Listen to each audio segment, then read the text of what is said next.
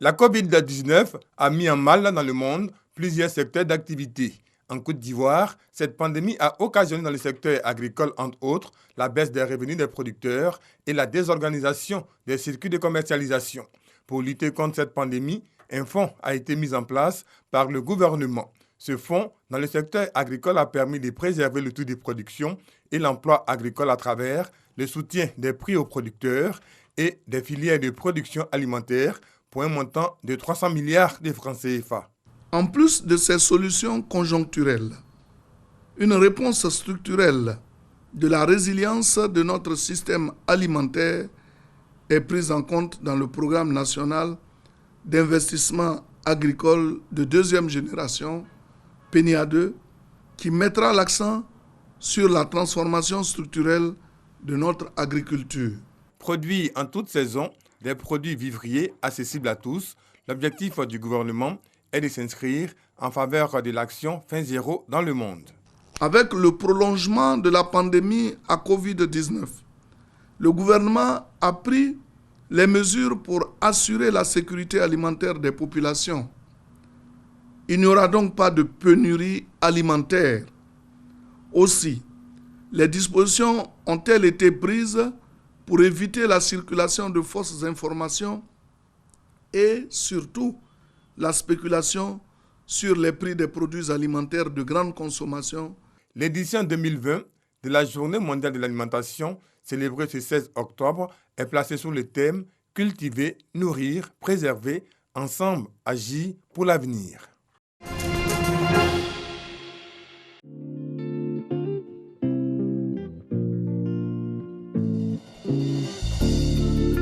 Nos couleurs, nos opinions. Un clip musical de 3 minutes 45 secondes pour la promotion de la dignité humaine. Comme un appel, est l'œuvre de 4 artistes ivoiriens engagés auprès du Comité international de la Croix-Rouge, CICR, pour mener à bien ces actions humanitaires. Il s'agit de Kadim, Nash, Guy Kalou et Ariel Chini.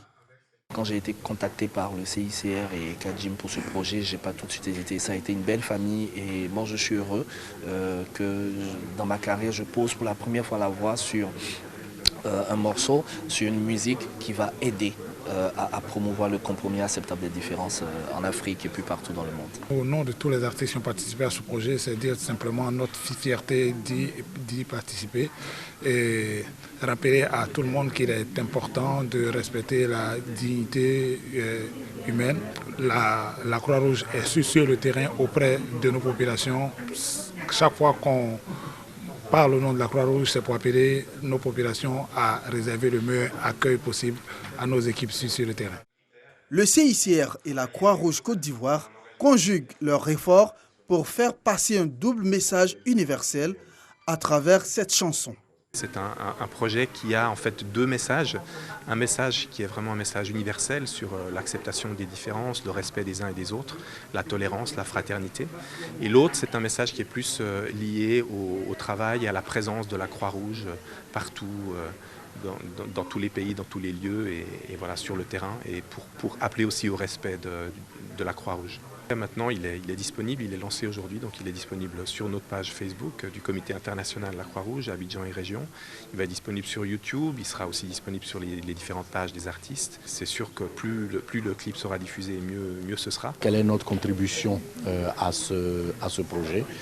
C'est une contribution, on va dire, transversale humanitaire, en ce sens que en Côte d'Ivoire, il y a la Croix-Rouge Côte d'Ivoire, ce que nous appelons la société nationale, et les actions sont menées sur le terrain en soutien du CICR, du Comité international de la Croix-Rouge, mais avec pour socle les acteurs de la société nationale.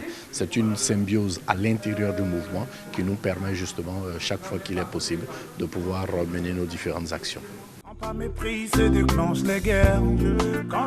Le clip Comme un appel est le 5e projet musical du CICR.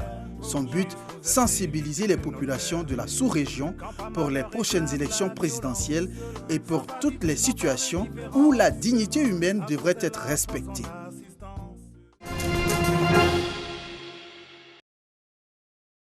Voici la plateforme du futur grand marché de Bouaké, 9000 m² entièrement terrassé. Aussi réalisé le déplacement des réseaux d'eau, d'électricité et de téléphone. Pas encore d'ouvrage d'assainissement, mais en cours, renforcement du terrassement, tracé de la voirie. Nous avons reçu l'ordre de service le 22 avril et les travaux sont censés se terminer le 21 juillet 2022. Il s'agit pour nous de faire des terrassements, de faire la voirie à l'intérieur de cette plateforme, les réseaux, eau usée, eau pluviale. Après aussi, nous allons faire tout ce qui est éclairage public et mettre le goudron sur toute la voirie et puis là, nos travaux s'arrêtent là. On est à peu près à 30% d'avancement depuis le commencement des travaux, sauf que tout le monde connaît que c'est la saison d'intempéries le mois de septembre. Ça ralentit un peu les travaux, mais dès le commencement de la saison sèche, on va avancer avec une cadence importante. 5 mois, le temps mis pour réaliser ces travaux du lot A du chantier du grand marché de Bouaké, prévu pour être le plus grand marché couvert d'Afrique de l'Ouest. Quant au lot B, portant sur la construction effective de l'édifice, les travaux pourront démarrer dès le premier trimestre 2021.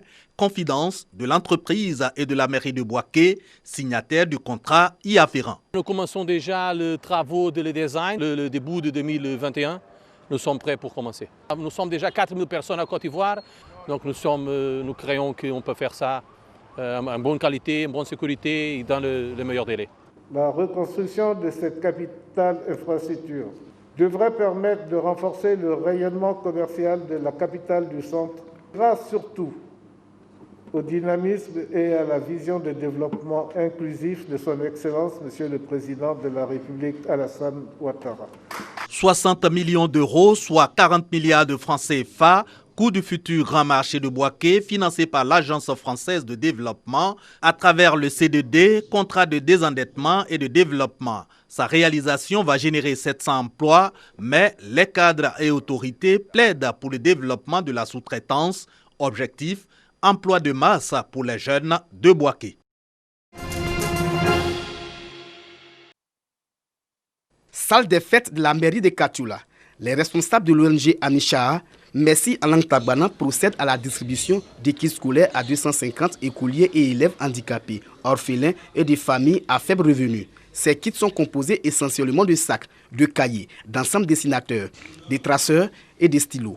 Selon son président Serge Touré, l'objectif de l'ONG Amisha à travers cet appui est de soulager les parents des enfants vulnérables en cette rentrée scolaire. Nous sommes venus aider nos enfants, les élèves, pour qu'ils puissent travailler à l'école avec ces équipements, ces cahiers, ces documents. Les bénéficiaires expriment leur reconnaissance à l'ONG Amisha. Ces cadeaux nous permettront de bien travailler à l'école et d'avoir de bonnes moyennes de classe. Je salue l'ONG. Grâce à lui, cette année, nous avons fréquenté. Parce qu'il a dit merci. Le parrain de la cérémonie, Maurice Touré, a salué ce geste de générosité. Pour lui, l'éducation doit être une priorité pour un réel développement de la Côte d'Ivoire. Ils viennent en aide aux démunis et c'est un social hardi et volontaire que nous encourageons et qu'on va continuer à encourager et on va continuer à les soutenir. Créée en 2019, l'ONG Amisha intervient dans de nombreux domaines, à savoir la santé, l'éducation et le sport. Des actions pour venir en aide aux enfants orphelins, aux veuves et aux personnes démunies de la région du Hambol.